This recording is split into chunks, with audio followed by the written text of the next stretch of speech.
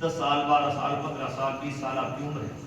اگر 15-20 سال کا بچہ گھر میں ہے تو وہ کچھ نہ کر رہا ہو تو بیٹا پانی لے آؤ، پانی لے کے آئے نا بچہ، آپ گھر میں موجود ہوتے. بیٹا کھانا لگا دو تو کھانا لگا رہے ہیں. بیٹا بازار سے چیز خرید کے لے کے آؤ تو لے کے آ جاتے ہیں. اب آپ نہیں ہیں تو کھانا مان لیجیے آپ کے گھر میں صرف ممی پاپا ہیں، کوئی تیسرا نہیں ہے، تو کھانا آپ لگا سکتے تھے. لیکن آپ کو یہاں پر والدین نے پڑھنے کے لیے چھوڑا ہے تو خود اپنے ہاتھ سے وہ کھانا لگا رہے ہیں، بازار سے سودا لا رہے ہیں. یعنی وہ ٹائم کی قربانی دے رہے ہیں کہ نہیں دے رہے؟ ایک بار نہیں دے رہے ہیں، روزانہ چل رہا ہے. اور ایک ایک دن میں کئی کئی گھنٹے انہیں قربانی دینی پڑتی ہے، اس لیے کہ آپ ان کے سامنے موجود نہیں. اگر آپ ان کے سامنے موجود ہوتے تو ان کی خدمت بھی ہو رہی ہوتی، ان کا کام بھی بن رہا ہوتا. لیکن انہوں نے یہ قربانی دی نا کہ میں اپنا کام اپنے ہاتھ سے کر لوں گا لیکن میں اپنے بیٹے کو پڑھاؤں گا. اور بیٹا یہاں پر آ کر نہ تو پڑھائی کر رہا ہے، یاری دوستی میں مست ہو گیا. تو مجھے بتائیے ہم نے اپنے ماں باپ کی بے وفائی کی کہ نہیں؟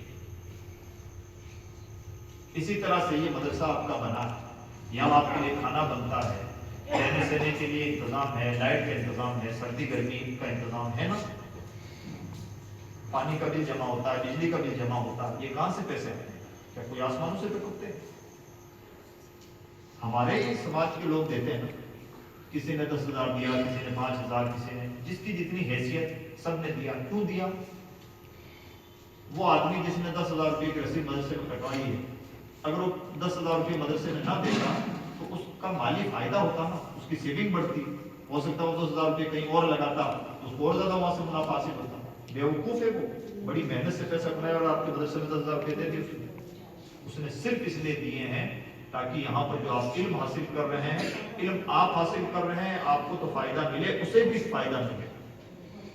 لیکن اگر ہم نے ڈھنگ سے علم حاصل نہیں کیا، محنت نہیں کی، تو ہم نے پہلے بے وفائی کی اپنے ماں باپ کے ساتھ کہ ان کا پیسہ بھی خرچ کر رہے ہیں، ان کا ٹائم بھی خرچ کروا رہے ہیں، ان کی امیدوں پر بھی پانی پھیر رہے ہیں اور کر بھی کچھ نہیں رہے. دوسرا ہم نے بے وفائی کی اس آدمی کے ساتھ جس نے اس نیت سے مدرسے میں ڈونیشن دیا کہ مدرسے میں کچھ بچے پڑھائی کر رہے ہوں گے. تیسری بے وفائی کی ہم نے اپنے اساتذہ کے ساتھ. اساتذہ پڑھاتے ہیں، ان کو سیلری کس چیز کی ملتی ہے؟ اگر آپ پڑھیں گے نہیں، ان کی سیلری بھی حلال نہیں ہوگی، ان کا بھی حق ادا نہیں ہوتا.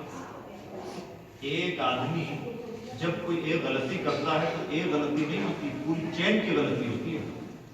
سپوز کیجیے ابھی یہاں کھانا لایا ہے، 5 روٹی لائی گئی، مجھے 2 روٹی کی بھوک تھی، میں نے 2 روٹی کھا لی اور 3 روٹی چھوڑ دی. یعنی اس 3 روٹی کو میں نے اس طرح سے چھوڑا ہے کہ کسی کے کام آ سکے، تب تو اچھی بات.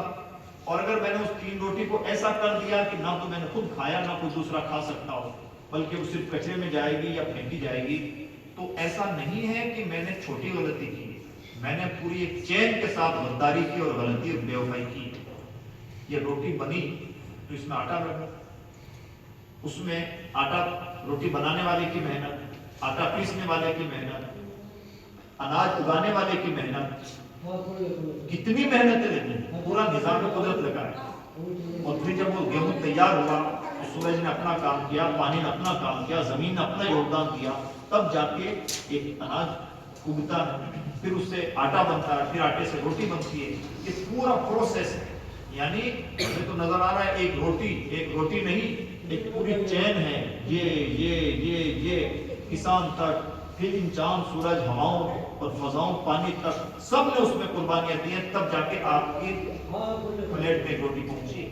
اور آپ نے اس روٹی کی بے قدری کی ہے.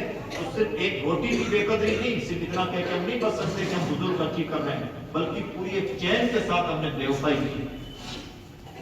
میں بتانا ہی چاہتا ہوں، اگر ہم بے توجہی کر رہے ہیں، ہم غفلت کر رہے ہیں، ہم اپنا حق ادا نہیں کر رہے ہیں، ہم اپنا کھانا حلال نہیں کر رہے ہیں، تو یہ نہ سمجھیں کہ جناب پڑھا تو میرے کام آئے گا اور نہیں پڑھا تو میرے کام نہیں آئے گا. بات اتنی سی نہیں ہے، صرف آپ تک محدود نہیں رہتی ہے. ہر آدمی اپنے آپ میں کچھ نہیں ہے، وہ ایک پوری چین کا حصہ ہے. اس لیے ایک انسان وفادار ہے تو سب کا وفادار ہے.